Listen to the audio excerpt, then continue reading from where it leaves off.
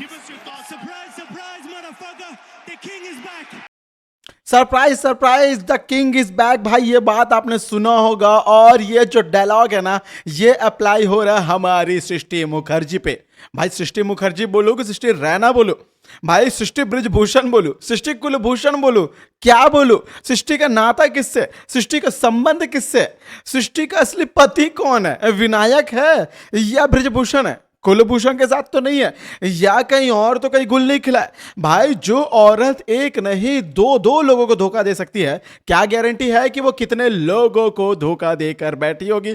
और इसी के लिए भाई सृष्टि के साथ ये सरप्राइज सरप्राइज मदरफकर वाला गेम खेल दिया हमारे विनायक ने। ये खेल खेलना बहुत ज्यादा जरूरी था भाई, इस खेल के बिना ना कुछ नहीं हो सकता था। अब आप लोग सोच रहे होंगे कि भला विनायक ने सरप्राइज दिया है तो सृष्टि क्या वाकई हार मान जाएगी?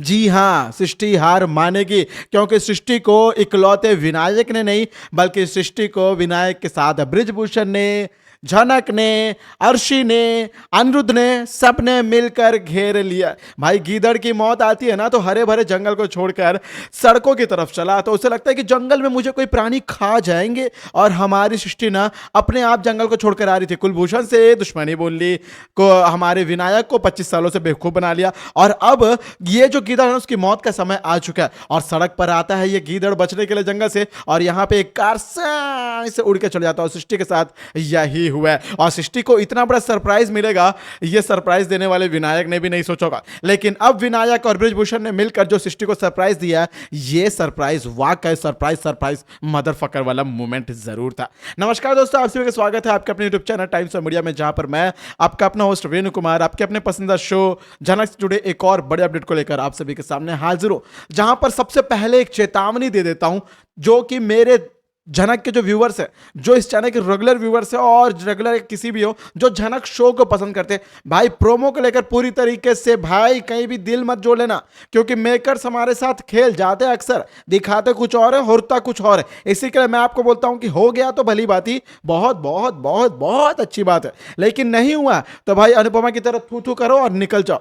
तो भाई कुल मिला के ना दोस्तों, अब प्रोमो दिखाया गया तो प्रोमो से जुड़ी बातें करेंगे। यदि वाकई सृष्टि के खिलाफ विनायक ने ऐसा सरप्राइज तैयार किया तो भाई यकीन मानो ये सरप्राइज तो वाकई सरप्राइज ही सबसे बड़ा सरप्राइज है भाई, मदरफकर। और भाई देखो विनायक ने क्या किया, सबसे पहले ब्रिजभूषण से बातें की है, ब्रिजभूषण ने विनायक को सारी कहानी बताई है, और विनायक ऑलरेडी कहानी जानता था, क्योंकि शो के कितने भी एपिसोड उठा के देख लीजिए, कौन सा भी एपिसोड उठा के देख लो, जब जब सृष्टि उर्वशी को कुछ खरी खोटी सुनाती है, उर्वशी के किरदार के ऊपर, कैरेक्टर के ऊपर सवाल उठाती है, झनक को कुछ बोलती है, तो हमेशा विनायक मुंह खोलता हुआ आया। विनायक हमेशा उर्वशी को प्रिटेंड करता हुआ है। विनायक हमेशा सृष्टि को बोला है कि सृष्टि तुम गलत बोल रही हो, लेकिन विनायक ने ऐसा इसलिए किया आज तक क्योंकि विनायक उर्वशी को पसंद करता था, या यूं कहें कि सृष्टि के बारे में सब कुछ जानता था। और फिर भी हमारी सृष्टि को क्या लग रहा है कि 25 सालों से बेवकूफ बनाते जा रही हूं, तो और कुछ साल बेवकूफ बना लूंगी, मेरी बेटी अर्शी बढ़ जाएगी।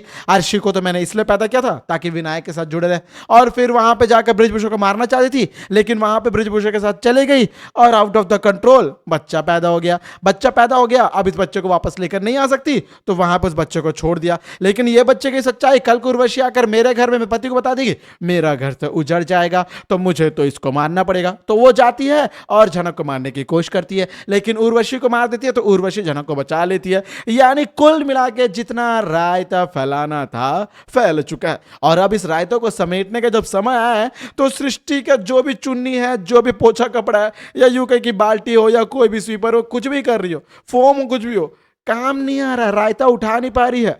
मुझे लगता है कि इस रायते में कुछ ज्यादा ही प्याज व्याज नमक मिर्ची जितने भी है ना, सारे कटे फटे डाले गए। मुझे लगता है कि इन सबको समेट कर उठाते उठाते उठाते उठाते बेचारी सृष्टि थक जाएगी, लेकिन उठ ना पाएगी।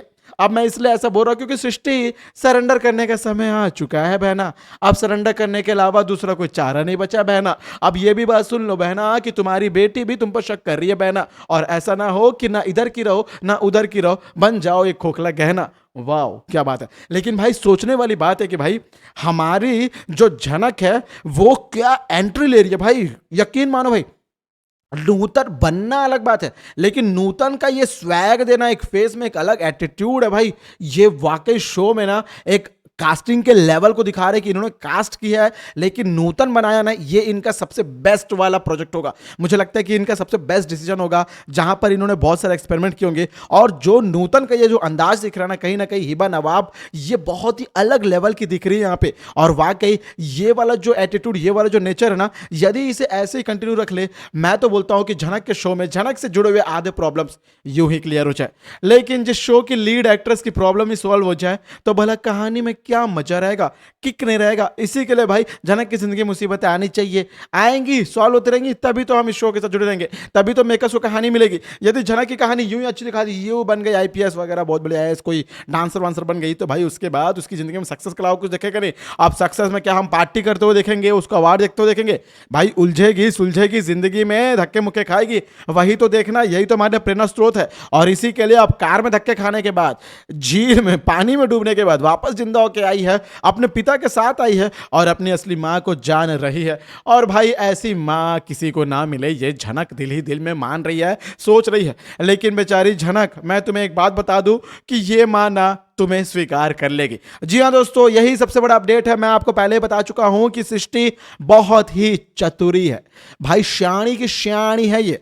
कई सारे लोमड़ी सियार मरे होंगे, फिर वो लोग मरे होंगे, उनको दफनाया होगा, नीचे से एक अलग से बायोडाइवर्सिटी वाला कुछ ईंधन बना होगा, फिर उसमें से कुछ निकला होगा बीज, फिर वहां से कोई आदमी पैदा होगा, फिर वहां से जाकर सृष्टि का कोई बीज निकला होगा, तब जाके सृष्टि पैदा हुई। यानी सृष्टि इतनी श्याणी है, और भाई इतनी श्याणी नहीं, इतनी शातिर है कि अब सृष्टि के सामने जब कोई ऑप्शन नहीं बचेगा तो मेरी झनक बेटा, मैं तुम्हें नहीं बता पाई, मैं ना तुम्हारे साथ ये कर, भाई रोना धोना शुरू कर देगी। इतना ही नहीं, बल्कि इस रोने धोने के आंसुओं में बेचारी झनक ब्रिजभूषण सबको गिराने की कोशिश भी करेगी।